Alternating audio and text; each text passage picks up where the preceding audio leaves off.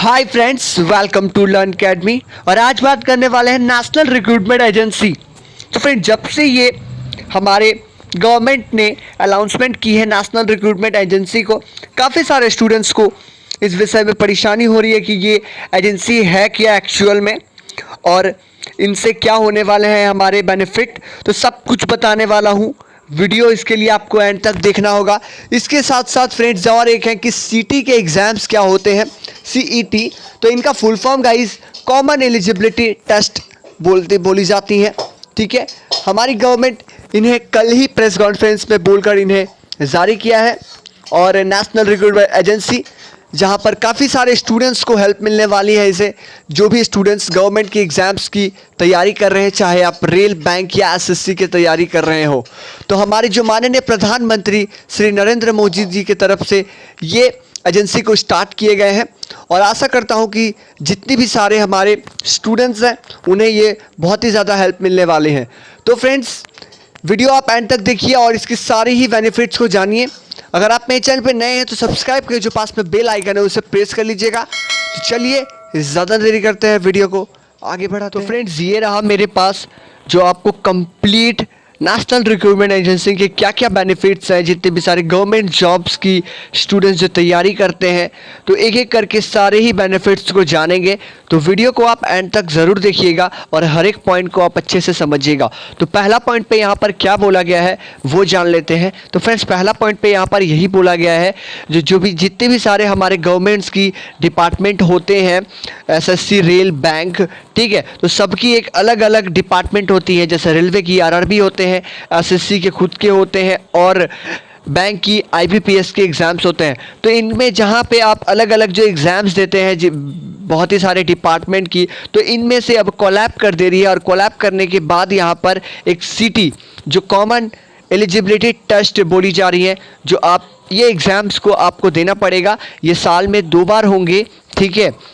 और एक ये प्री लेवल टेस्ट होंगे, जहां ये एग्ज़ाम्स को देने के बाद इनकी जो वैलिडिटी रहेंगे 3 साल तक वैलिडिटी रहेंगे। और किसी भी प्रकार की अगर आपको इस एक एग्ज़ाम में आप सारे ही रेल, एसएससी, बैंक में आप आवेदन कर सकते हैं और इस रैंक के कार्ड सर, ठीक है। तो यहाँ पर जितने भी सारे जो पास आउट स्टूडेंट्स होंगे वो सारे ही आप मेंस और आगे की जो हमारे इंटरव्यू के प्रोसेस है वहाँ पे आप डायरेक्टली सेलेक्ट होंगे, ठीक है। तो अगर मैं एग्जांपल्स की बात करूँ, अगर आप मान लीजिए एसएससी के तैयारी कर रहे हैं या आप आरआरबी की तैयारी कर रहे हैं, यानी रेलवे रिक्रूटमेंट में, अगर आप ग्रुप डी के एग्ज़ाम देते हैं, तो गाइस ग्रुप डी में हमें तीन एग्ज़ाम्स को फेस पार करना होता है। पहला हमारा जो CBT 1 के एग्ज़ाम होते हैं, इसके बाद हमारा मेडिकल, इसके बाद हमारा फिजिकल होता है, उसके बाद मेडिकल होते हैं, और इसके बाद हमारी ज्वाइनिंग होते हैं। तो वैसे ही फ्रेंड्स, आपको यहाँ पर अगर आप सीटी के एग्ज़ाम दे देंगे तो यहाँ पर आपकी प्री के जो एग्ज़ाम है वही आपको सीटी की माना जाएंगे। इसके बाद आप अगर आप सीटी के एग्ज़ाम में आसानी से क्वालिफाई कर जाएंगे, इसके बाद आप पेट और मेडिकल हो जाएंगे, जो आरआरबी ही लेंगे आपके, और फिर आपके फाइनल सिलेक्शन हो जाएंगे। वैसे ही यहाँ पे फ्रेंड्स बैंक की भी बोली जा रही है। आईबीपीएस के जो एग्ज़ाम होते हैं, जो प्री एग्ज़ाम होते हैं, इसके बाद आप मेन के एग्ज़ाम होंगे, इसके बाद आपकी सिलेक्शंस होंगे, फिर ज्वाइनिंग होंगे। तो सेम ऐसे ही यहाँ पर होते हैं, ठीक है। इसके बाद सेकेंड पॉइंट जान लेते हैं गाइज। तो फिर सेकेंड पॉइंट जो है गाइज, मैंने जो आपको बताया, एक प्री लेवल का ये एग्ज़ाम होने वाले हैं, ठीक है, जो प्रिलिमिनरी टेस्ट लेवल के होंगे। इसके बाद ये फॉलो करेंगे आपके फिज़िकल टेस्ट, मेडिकल, जो आगे के एग्ज़ाम होंगे। और ये अगर होते हैं तो इससे हमारी क्या फ़ायदा होंगे कि एक टाइम पीरियड की, जैसे आपकी जो आरआरबी आप पहले एग्ज़ाम लेते हैं, फिर फिज़िकल टेस्ट की एक डेट देती है, फिर आपकी सिलेक्शन कैंडिडेट, फिर मेडिकल होते हैं, फिर ज्वाइनिंग। तो इनसे क्या होंगे, अगर आप सीटी के एग्ज़ाम होंगे तो यहाँ पर ये हमारी नेशनल लेवल एजेंसी करेंगी। इसके बाद यहाँ से अगर आप पास आउट होकर फिर आपकी जो रेलवे बोर्ड है वहाँ पे एक डिफरेंट थ्रेड से यहाँ पर वो अपना एग्ज़ाम्स को जल्दी करवाएंगे और आपकी जो सिलेक्शंस है वो जल्द से जल्द हो पाएंगे। इसके बाद अगर आप बात करेंगे कि जितने भी सारे 10, 12 या ग्रेजुएशन के स्टूडेंट हैं, इनके क्या सिलेबस सेम रहेगी? क्या सेम नहीं रहेंगी। एक डिपार्टमेंट की तरीके से यहाँ पर देखी जाएंगे। अगर आप 10th लेवल से अप्लाई कर रहे हैं तो वहाँ पे आपकी सारी 10th लेवल के होने वाले हैं। अगर आप 12th लेवल की अप्लाई कर रहे हैं तो वहाँ पे 12th लेवल के होंगे। अगर आप ग्रेजुएशन लेवल की अप्लाई कर रहे हैं तो वहाँ पे ग्रेजुएशन लेवल के सिलेबस होंगे। तो ये सिलेबस अभी जारी नहीं किया गया है। जैसे भी इस सिलेबस के ऊपर अपडेट आते हैं मैं सबसे पहले मैं अपने यूट्यूब चैनल पर अपलोड करूँगा, तो मेरे चैनल को आप सब्सक्राइब करके रखिएगा। इसके बाद गाइज़ यहाँ पर ये बताई गई है कि अगर आप पहला एग्ज़ाम जो सिटी का एग्ज़ाम पास कर लेते हैं तो इसके बाद आप सेकेंड लेवल पे यहाँ पर ट्रांसफ़र कर दिए जाएंगे। इसके बाद अगर वहाँ पे आप अगर फेल भी करते हैं अगर आप जो उनके सिटी का एग्ज़ाम, तो फिर आपके पास अगले साल यानी नेक्स्ट ईयर फिर से आपके पास टाइम रहेंगे, उसे आप पास कीजिए और फिर से आप एक अपना जो है वो फ्रेश स्टार्ट कर सकते हैं।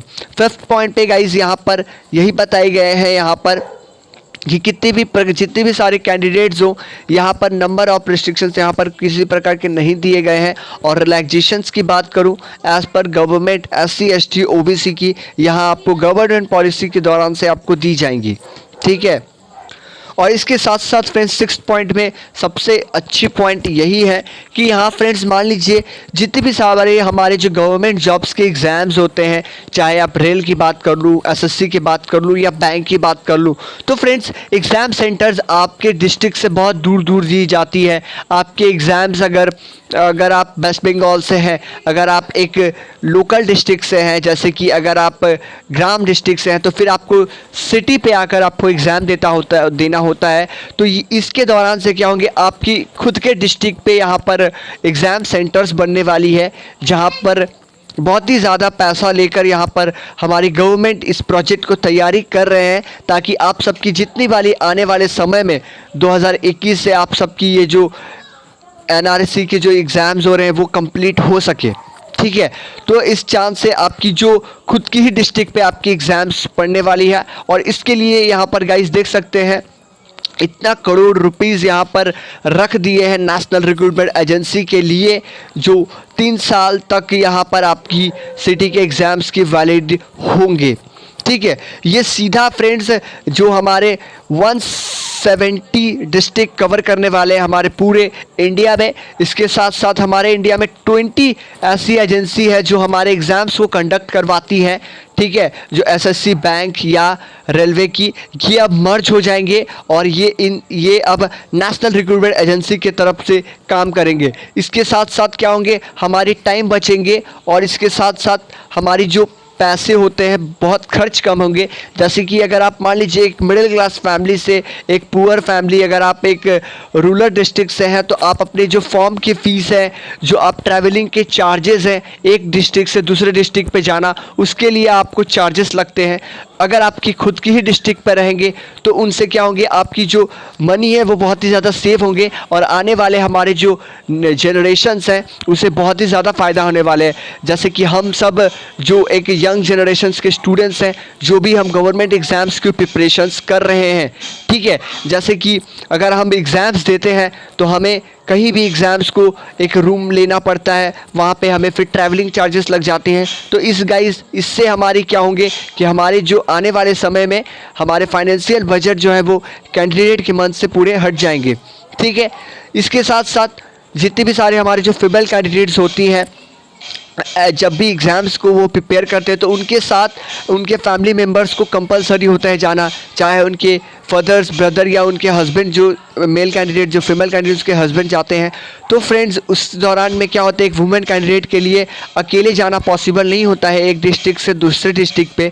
अगर आपकी खुद की ही डिस्ट्रिक्ट पे अगर एग्ज़ाम सेंटर्स रहेंगे तो इससे क्या होते हैं कि एक फ़ीमेल कैंडिडेट के लिए बहुत ही ज़्यादा सुविधा होने वाली है और बेनिफिट होने वाली है। तो हमारे गवर्नमेंट के नज़रिए से बहुत ही अच्छा स्टेप लिए हैं हमारे जो माननीय प्रधानमंत्री श्री नरेंद्र मोदी जी ने। और इसके साथ साथ आखिरी पॉइंट गाइज, अभी तो फ़िलहाल हिंदी और इंग्लिश लैंग्वेज में हमारे एग्ज़ाम्स को कंडक्ट करवाई जाती है मोस्टली गवर्नमेंट जॉब में। इसके साथ साथ यहाँ पर 12 ऐसी रीजनल लैंग्वेज को यहाँ पर इंक्लूड की जा रही है, ताकि सारे ही हमारे जो जितने भी सारे हमारे इंडिया में जो रीजनल लैंग्वेज चलते हैं उसमें भी एग्ज़ाम आप सबकी कंडक्ट हो सके। तो बहुत ही अच्छा एक अपडेट था हमारे गवर्नमेंट जो ये निकाल रहे हैं इन्फॉर्मेशन हमारे स्टूडेंट्स के लिए जो कर रहे हैं। जितने भी सारे गवर्नमेंट्स एग्ज़ाम हैं, जितने भी सारे रेल, बैंक, एसएससी अब कोलैप हो जाएंगे। और इसके साथ साथ अभी फ़िलहाल यही 3 बोले गए हैं, रेल, एसएससी, बैंक को कोलैप कर दिए जाएंगे। आने वाले समय में जितने भी सारे गवर्नमेंट जॉब्स हमारे इंडिया में होते हैं सब एक साथ ये कोलैप हो जाएंगे। ठीक है गाइस, तो फ्रेंड्स यही सब कुछ अपडेट था। आशा करता हूँ मैंने आपको सारा ही जो कन्फ्यूजन्स था नेशनल रिक्रूटमेंट एजेंसी का सब कुछ दूर कर दिया हूँ। तो वीडियो कैसा लगा कमेंट करके ज़रूर बताइएगा। अच्छा लगा तो कर दीजिएगा लाइक। मिलते हैं अगले वीडियो में, तब तक के लिए अपना ख्याल रखिए। धन्यवाद।